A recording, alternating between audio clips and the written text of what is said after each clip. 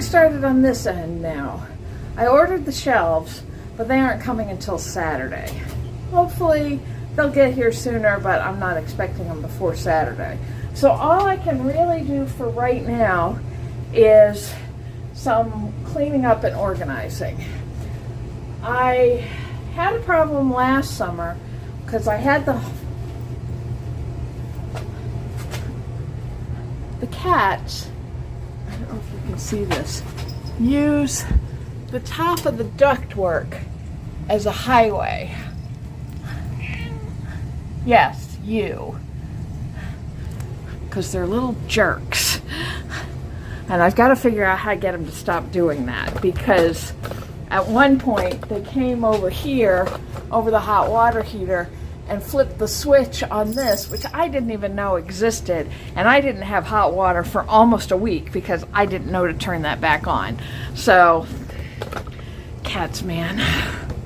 Anyway, one of the things that I've got to do, or that I have done, because you'll have seen this by now, is last summer when I had the outside hose on all the time, I had a real problem with condensation building up on the copper pipes here, because there was cold water running through the pipe all the time when it was warm, so condensation on the outside of the pipes, which basically turned the basement into a swamp. So I put insulation on the pipes where it's coming in from the water pump. The blue thing there is the water pump. And there's a pipe coming from that to the main cold water supply line. I wasn't having an issue with it going this way towards the washer and the kitchen, the washer dryer area and the kitchen. And I didn't have an issue with it going back to the bathroom. And I think that's because the water in those places wasn't constantly flowing. But once it got warm enough, I turned the hose on, and I was turning it off and on through switches at the handsets rather than back at the house. So hopefully by putting this insulation on the pipes here, so it's going this section from where the supply line feeds in to where the line out to the faucet goes. And then the line out to the faucet I've also insulated. So hopefully that's going to help take care of the water problem this summer. Obviously not an issue right now, but it gets those pipe, that insulating tubing that I've had, again, 4 months off the floor and where it's supposed to be. I've got some gardening stuff that I just want to put in a pile to go out to the greenhouse shed once we get to that point. I've got some chicken stuff that needs to go out to the big shed when we get to that point. And then I don't know how much I can do until the shelves get here, because I've got all these boxes here that have some food stuff in it, some canned goods that I've got done, a bunch of empty jars, things like that, that I want to have, but I don't have any place to put them right now, so they might just as well stay in these totes. I am going to get so many of my grocery totes back. By the time I get this whole project done, I'm not going to know what to do with them all, but that's a good problem to have. So let's finish getting the stuff organized for the garden, for the greenhouse, and the big shed, and just see what tidying up we can do.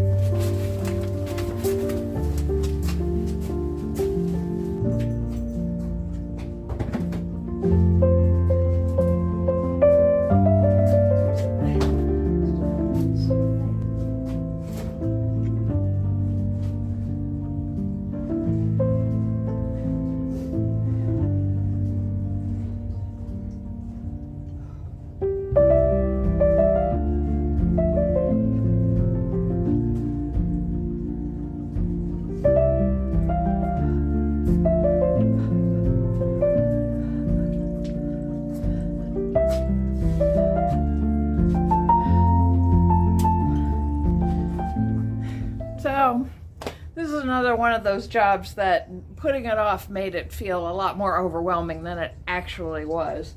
This probably took me 15 minutes to clear up. And a lot of stuff that I thought I needed to save was actually just empty boxes and trash. So that's excellent. I'm glad to have that done. I made the critical error in judgment of lining everything up on this wall, which is where the new shelves are going to go when they get here. So I'll have to shift stuff around once that comes. But for the most part, this is tidy and organized, and I have some information that I needed, mostly regarding the cats, but I will spare you those details. And so we're in good shape for the shelves to get here. So I guess I'll meet you back down here. Hopefully it'll be a little warmer, because right now it's 4:30 in the afternoon, and it is -9 degrees, or that's what the air temperature feels like. I think the actual temperature is like 8. So it is bitter, bitter cold. Every time I go out to the chicken coop, the path has all been blown in. So I like winter, but I'm not crazy about windy winter. All right, I'm gonna go make some dinner, and I will see you back here on Saturday.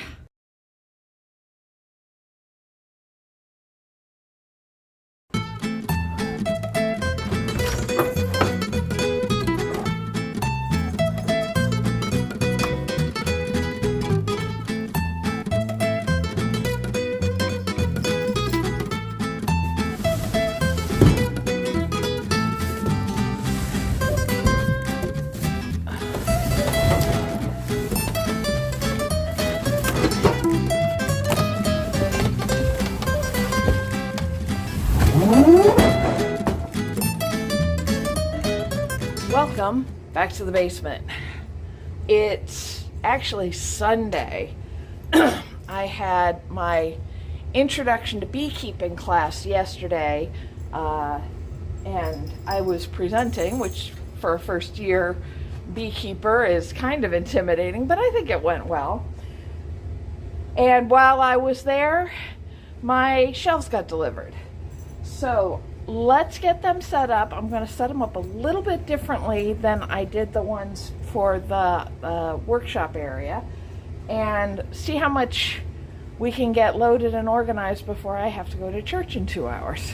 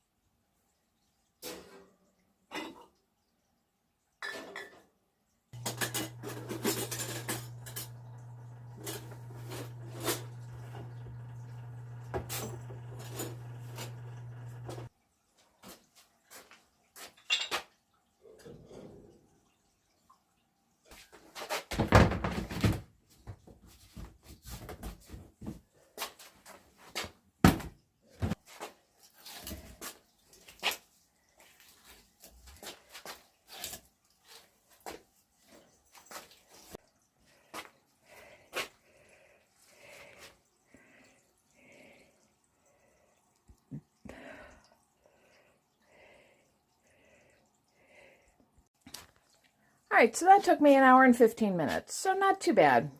You'll notice that I did the legs a little bit differently than I did the ones in the workshop.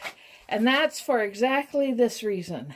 I wanted to be able to put some storage underneath there, especially 5-gallon buckets with Omega lids, because that way I can fill those up with flour, sugar, rice, screw the tops on, and be able to get in and out of it without it being a big production of trying to pry off a 5-gallon bucket lid. I've been having an issue with mice, and my handy-dandy mouse catchers are falling down on the job terribly. To the point where Friday morning I got up and felt under threat from the mice because there was a packet of brown gravy mix open on the mat in my bedroom. Now, I didn't know I had any brown gravy mix, and B, if I did, it would have been down here, and my bedroom is on the 2nd floor. So it hauled that thing all the way upstairs to leave it on my mat.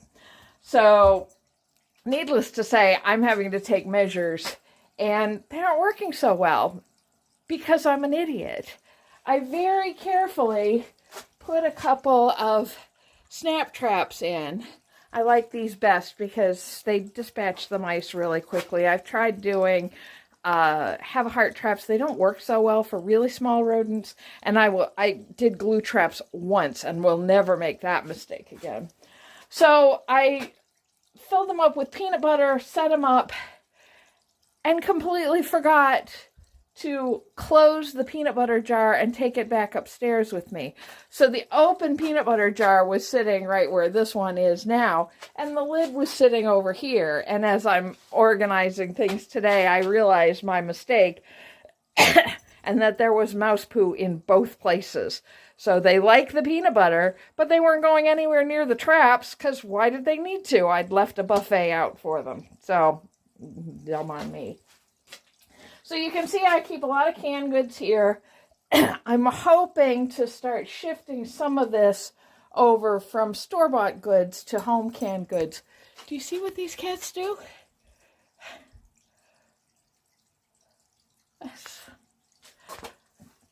But they can't catch my mice, so whatever. On the bottom shelf here, I have empty jars. These are my small jars, and also empty boxes for storing those smaller jars in when they're empty. And the top shelf here, I have one of my 2 pressure canners and a food mill and a couple of paper products and things like that. This shelf has my other pressure canner, my roaster. This is good for stuff that needs to cook low and slow and you can't pay a lot of attention to it. You can get it going in that. And jars. I scored like 5 dozen quart jars for $10 on Facebook Marketplace. So it's one of the few values I find of Facebook is it's a way to find people getting rid of stuff cheap. So I've got those jars here and the lids she gave me. I've got more of those jars here and here. I love these jars. These are some of my favorite jars. They are Marie's salad dressing glass jars. The lids on the large jars fit standard mason jars, and I just love the shape of them. Unfortunately, Marie switched over to plastic jars, so I can't get these anymore. And now the lids aren't all interchangeable. But if you use Marie's salad dressing, the large jars, the lids fit on mason jars, so they make good replacement temporary use lids for anything like that. So I've got narrow regular mouth jars here, here, here, here, and I've got half a dozen wide mouth jars there. So that should do me for large jars. I tend to do mostly pints and half pints, just because I'm cooking for 1 or maybe 2. And if I'm going to be cooking for more, I'll just grab more jars. But it is good to have some bigger jars for storage, for larger things that I want to put up. If I'm starting to try and have mixes on hand, they fit better in the large jars. So I'm keeping those on hand. Then the new shelves, I'm still figuring out what I'm going to put on them. Again, with the mouse issue, I'm trying not to leave any grains out because that seems to be what they've liked the most. They chewed through some packets of instant potatoes that I had for emergencies. I just found an entire bag of egg noodles. No egg noodles on the floor, so I guess they really like the egg noodles. And they'd cracked into a couple of bags of beans. So I'll replace the beans, and those will go in some of these large glass jars. But all my pasta supplies I now have in this large plastic tote, and I'll check that periodically for chew holes. And some baking supplies are in there as well. Other baking supplies I put in this box here. We'll keep an eye on that. They don't seem to care about the Splenda. I unfortunately need the Splenda, so that's there. Drink supplies, some other baking supplies. I have a bunch of wine bottles. Most of them are in this box down here, but I had a couple of smaller ones that I get my really good olive oil in from Philadelphia, and a couple of vinegars that I get from them. So I've got those there. So the top shelves are probably going to be for that kind of storage. Bins, and I've got some strawberry baskets. They'll probably end up going up there, things like that. This shelf, I'm not sure what I'm going to do with yet, so we'll keep it open. But I do have some emergency water here. I don't generally buy bottled water, but I somehow tend to end up with bottled water. So I have that here on the shelf. And in the summer, I keep a couple of those in the car for emergencies.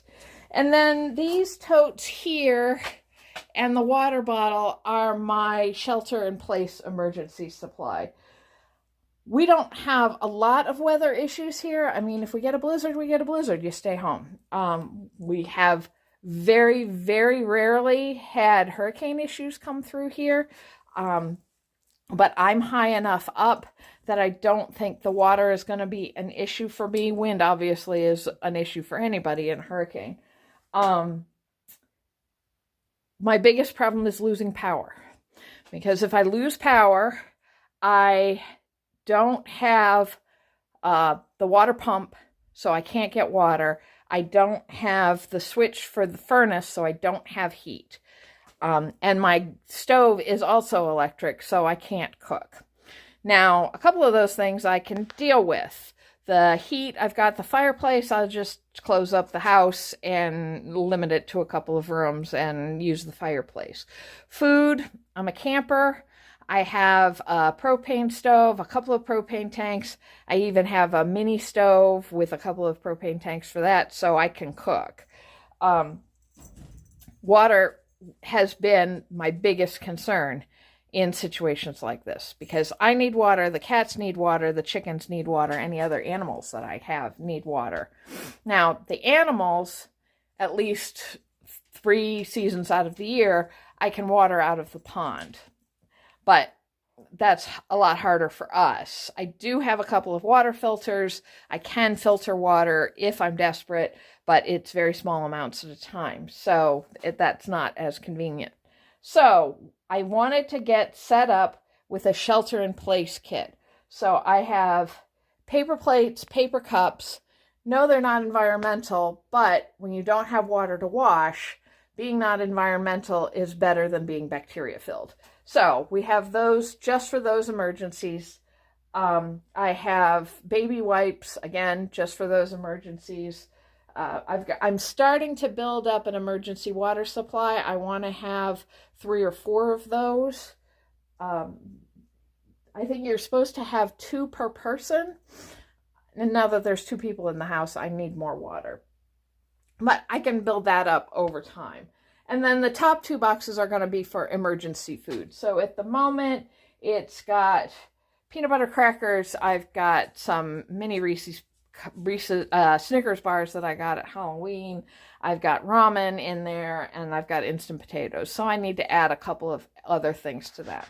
And if there is a bad emergency, I can throw these boxes in the car and get out of Dodge. I am working on a bug out bag, and we can talk about that in a future video if that's something that you're interested in.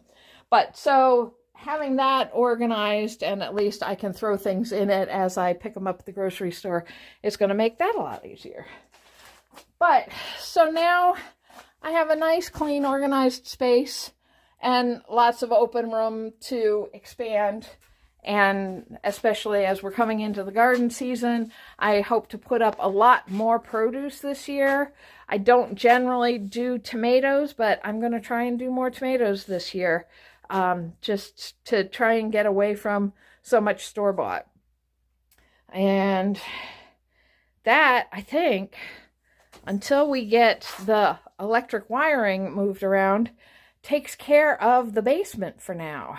I do have trash that needs to go out, but you don't care about that. This gets me all set up for next week when I get to starting seeds. And one of my errands today is to stop and pick up some seed starting mix. So I hope you'll come along with me next week as we get started being optimistic about spring. Thanks for coming along, everybody. I'll see you next time.